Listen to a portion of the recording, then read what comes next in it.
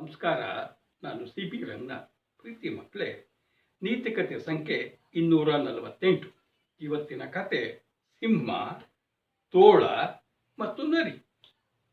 ಒಂದು ಕಾಡು, ದಟ್ಟವಾದ ಕಾಡು. ಕಾಡಿನಲ್ಲಿ ಪ್ರಾಣಿಗಳೆಲ್ಲ ಇದ್ದಾರೆ. ಅವುಗಳ ರಾಜ ಯಾರು? ಸಿಂಹ. ಸಿಂಹ ಮಹಾಶೂರ. ಸರಿ, ಸಿಂಹ ಪ್ರಾಣಿಗಳನ್ನೆಲ್ಲ ಕಾಪಾಡಿಕೊಂಡು ಆ ಕಾಡಿನಲ್ಲಿತ್ತು. ಅದಕ್ಕೆ ಒಂದು ತೋಳ ಮತ್ತು ನರಿ ಭಾರಿ ಆತ್ಮೀಯ ಗೆಳೆಯರು.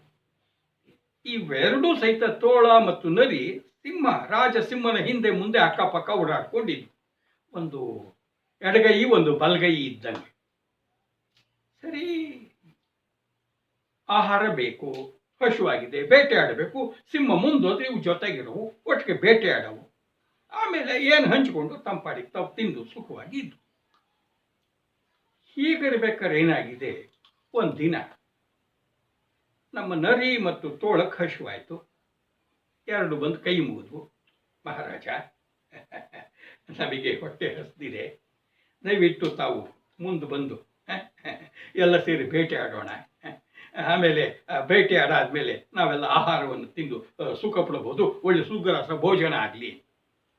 ಆಯ್ತಪ್ಪ ಅಂತೇಳಿ ಸಿಂಹಕ್ಕೇನು ಹಶುವಿರಲಿಲ್ಲ.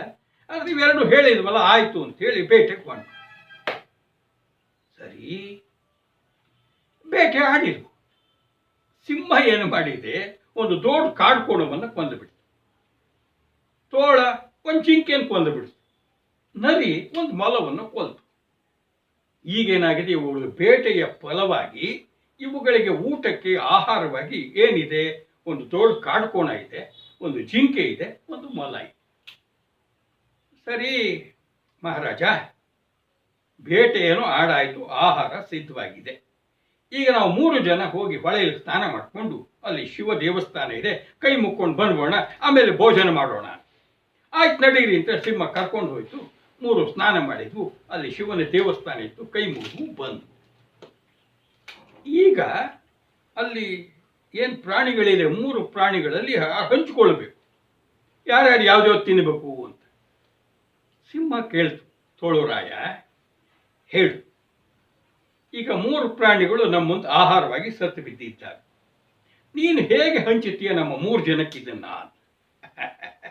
ತೋಳ ತನಗೆ ನರಿಗಿಂತ ಮೊದಲು ಅವಕಾಶ ಕೊಟ್ಬಿಡ್ತಾರೆ. ಬಹಳ ಸಂತೋಷ ಆಯ್ತು. ಮಹಾಪ್ರಭು, ನೀವು ಮಹಾಶೂರರು, ಧೀರರು, ನಿಮ್ಮನ್ನು ಬಿಟ್ಟರೆ ಇಂಥ ಶೌರ್ಯ ಪರಾಕ್ರಮ ಯಾರಿಗಿದೆ?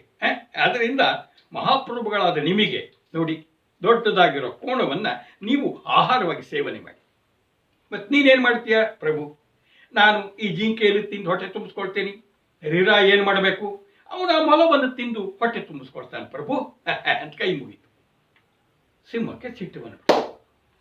ಯಾಕೆ ಸಿಟ್ಟು ಬಂತು ಗೊತ್ತಿಲ್ಲ, ಆದರೆ ತೋಳ ಹೇಳಿದ ದಾಟಿ ತಪ್ಪಿರಲಿಲ್ಲ. ಯಾಕೋ ಇದಕ್ಕೆ ಸಿಟ್ಟು ಬಂತು. ಹಾಯ್ ಮೂರ್ಖ ಅಂತೇಳಿ ಬಡ್ದು ಕೊಂದೆ ಹಾಕ್ಬಿಟ್ಟು. ನರಿ ಗಡಗಡಗಡ ನಡುತ್ತಾ ಇತ್ತು. ತೋಳ ಹೇಳಿದ್ರಲ್ಲಿ ಏನು ತಪ್ಪಿದೆ, ಹೇಳಕ್ ಬಾಯಿಲ್ಲ, ಮತ್ತೆ ನನಗೆ ಸಾಯಿಸ್ಬಿಟ್ರೆ ಅಂತ ಹೇಳಿ ನಡುತ್ತಾ ಇದೆ. ಏನಪ್ಪಾ ಮಾಡೋದು? ಸಿಂಹ ಬಿಟ್ಟರೆ ಸಾಕು, ಎಲ್ಲರೂ ಹೋಗಿ ಎಲ್ಲ ಬದುಕಬಹುದು, ಬಿಡಂಗೂ ಇಲ್ಲ, ಏನು ಹಿಂಗಾಗ್ಬಿಡ್ತಲ್ಲ. ಸರಿ, ಸ್ವಲ್ಪ ಹೊತ್ತಿಗೆ ಸಿಂಹ ಹೇಳ್ತು, ಹೆದರಬೇಡ ನರಿರಾಯ, ಚಾ ಚಾ ಚಾ ಚಾ. ಆ ತೋಳಕ್ಕೆ ಬುದ್ಧಿ ಇಲ್ಲ, ಸರಿಯಾಗಿ ಹಂಚಕ್ಕೆ ಬರಲಿಲ್ಲ, ಹಂಗಾಗಿ ಸಿಟ್ಟು ಬಂದು ಕೊಂದೆ. ಹೆದರಬೇಡ, ಈಗ ನೀನು ಹೇಳು, ನಮ್ಮ ಮುಂದೆ ಆಹಾರ ಇಷ್ಟು ಬಿದ್ದಿದೆ, ಹೇಗೆ ಹಂಚುತ್ತೀಯ ಹೇಳು, ಅತ್ಯಂತ ಸಮರ್ಪಕವಾಗಿ ಹಂಚು, ನೀ ಜಾಣ ಅಂತ ಹೇಳು. ಇದು ದೇವರಿಗೆಲ್ಲ ಮನಸ್ಸಲ್ಲಿ ಕೈ ಮುಗೀತು. ನಮ್ಮ ನರಿ, ಅಯ್ಯೋ ದೇವರೇ, ತೋಳ ಹಂಚಿ ಸರಿಯಾಗೇ ಇತ್ತು, ಆದರೆ ಸಿಂಹ ಕೋಪ ಬಂದು ಅದನ್ನು ಬಡ್ದು ಕೊಂದು ಬಿಡ್ತು. ನಾನು ಹೆಂಗೆ ಹಂಚ್ಲಪ್ಪ, ಹಾ ಇರಲಿ ಅಂತೇಳಿ ದೇವರು ನೆನಪು ಮಾಡಿಕೊಂಡು, ಪ್ರಭು ಏನು ನೋಡಿ, ನೀವು ಶೂರರು, ಧೀರರು, ಪರಾಕ್ರಮಶಾಲಿಗಳಿದ್ದೀರಿ, ಇಡೀ ಕಾಡನ್ನು ಕಾಪಾಡುವ ನಮ್ಮ ಪಾಲಿನ ದೇವರು ನೀವು. ನೋಡಿ, ಈಗ ಏನು ಹಂಚಿಕೆ? ಈಗ ನೀವು ಹಸಿದಿದ್ದೀರಿ, ಮಧ್ಯಾಹ್ನ ಸುಗ್ರಾಸ ಭೋಜನ ಆಗಬೇಕು.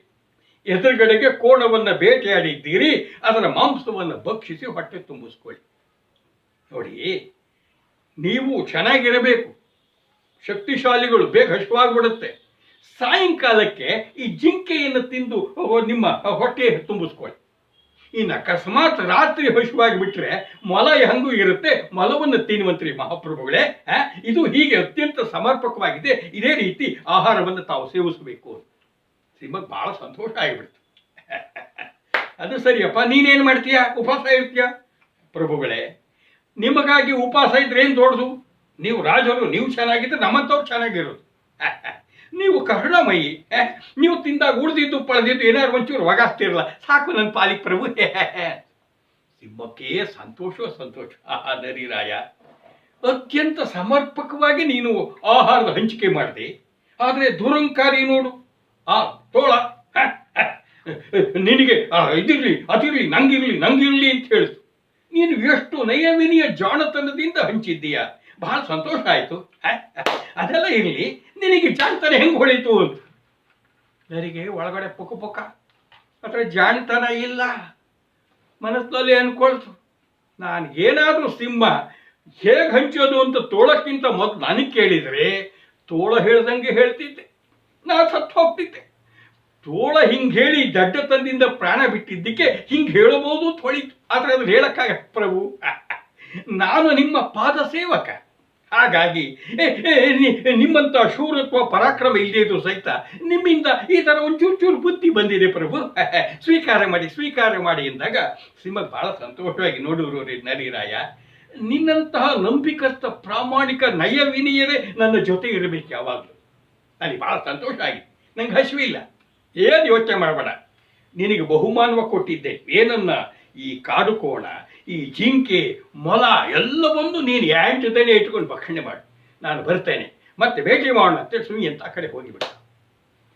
ಬಡಕ್ದಿಯ ಬಡಪಾಯಿ ಅಂಥೇಳಿ ಬಾಬಾ ಏನಪ್ಪ ಈ ಸವಾಸ ಇಂಥ ದೊಡ್ಡವ್ರದು, ಇರಲಿ ಏನು ಮಾಡೋಕ್ಕಾಗತ್ತೆ ಅಂಥೇಳಿ ಅದು 8 ದಿನ ಇಟ್ಟುಕೊಂಡು ಕಾಡು ಕೋಣವನ್ನು ತಿಂತು, ಜಿಂಕೆಯನ್ನು ತಿಂತು, ಮಲನು ತಿಂತು.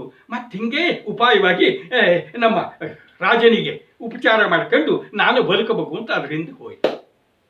ನೋಡಿ ಮಕ್ಕಳೇ, ಇದು ಹಿಂದಿನಿಂದಲೂ ಇರೋ ನೀತಿ. ಯಾರು ಅತ್ಯಂತ ಬಲಶಾಲಿಯಾಗಿರ್ತಾರೆ, ಪ್ರಭಾವಶಾಲಿಯಾಗಿರ್ತಾರೆ, ಅವರಿಗೆ ಹಿಂದ್ಗಡೆ ಇದ್ದು ಇಂದ್ರ ಚಂದ್ರ ಅಂತ ಹೊಗಳ್ಕೊಂಡಿದ್ರೆ, ಅವರ ಮೂಗಿನ ನೇರಕ್ಕೆ ಮಾತಾಡ್ಕೊಂಡಿದ್ರೆ, ಎಲ್ಲ ನೀವೇ ನಾವೇನೂ ಅಲ್ಲ ಅಂದ್ಕೊಂಡಿದ್ರೆ ಮನುಷ್ಯ ಬದುಕ್ತಾನೆ. ಇಲ್ಲದೇ ಇದ್ರೆ ಅವನು ರಾಜನೋ, ಚಕ್ರವರ್ತಿನೋ, ಗೂಂಡಾನೋ, ರಾಜಕಾರಿನೋ, ಮಂತ್ರಿನೋ, ಕಂತ್ರಿನೋ ಗೊತ್ತಿಲ್ಲ, ಜೊತೆಲಿರೋ ಸತ್ತು ಹೋಗ್ತಾನೆ. ಅದಕ್ಕೆ ಹೇಳ್ತಾರೆ ಮೊದಲಿಂದಲೂ ಸಹಿತ ಮಸ್ಕಾ ಹೊಡಿ, ಬೆಣ್ಣೆ ಹಚ್ಚು, ಇವತ್ತು ಬಕೆಟ್ ಹಿಡಿಯೋದು ಅಂತ ಹೇಳ್ತಾರೆ. ನೀವು ಬದುಕಬೇಕಾ? ದೊಡ್ಡವರು ಸ್ವಲ್ಪ ವಿವೇಕ ಕಮ್ಮಿ, ಆತುರ ಜಾಸ್ತಿ ಇರುತ್ತೆ. ಅವ್ರಿಗೇನಪ್ಪ, ನೀನು ಇಂದ್ರ ಚಂದ್ರ ಅಂತ ಹೊಗಳ್ತಾನೆ ಇದ್ರೆ ಎಲ್ಲರೂ ಚೆನ್ನಾಗಿ ನೋಡ್ಕೊಳ್ತಾರೆ. ನಾವೇನು ಮಾಡಬೇಕು? ಚೆನ್ನಾಗಿರಬೇಕು ಅಂದರೆ ಬೆಣ್ಣೆ ಹಚ್ಚೋದು, ಬಕೆಟ್ ಹಿಡಿಯೋದು ಕಲಿಬೇಕು. ತಪ್ಪೋ ಸರಿನೋ ಗೊತ್ತಿಲ್ಲ, ಇದು ಬದುಕುವ ರೀತಿ. ನೆನಪಿರಲಿ. ನಮಸ್ಕಾರ.